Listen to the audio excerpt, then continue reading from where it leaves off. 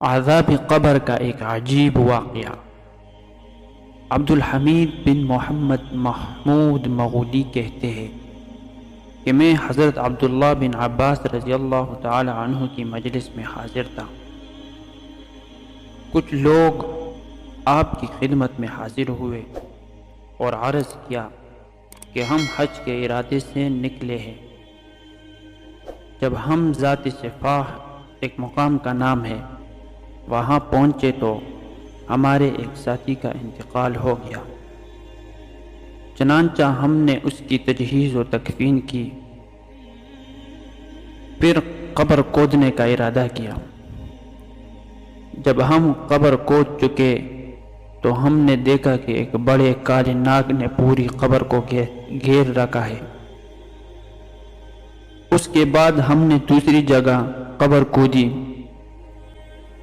تو وہاں بھی وہی سانپ تھا۔ اب ہم میت کو ویسے ہی چھوڑ کر آپ کی خدمت میں آئے ہیں کہ اب ہم کیا کریں؟ حضرت عبداللہ بن عباس رضی اللہ تعالی عنہ نے فرمایا، یہ سانپ اس کا وہ بد عمل ہے جس کی وہ عادی تھا، جاؤ اسے اسی قبر میں دفن کرو۔ اللہ کی قسم، اگر تم اس کے لیے پوری زمین کوڑ ڈالو گے پھر بھی وہ سانپ اس کی قبر میں پاؤ گے۔ بہرحال اسے اسی طرح دفن کر دیا گیا۔ سفر سے واپسی پر لوگوں نے اس کی بیوی سے اس شخص کا عمل پوچھا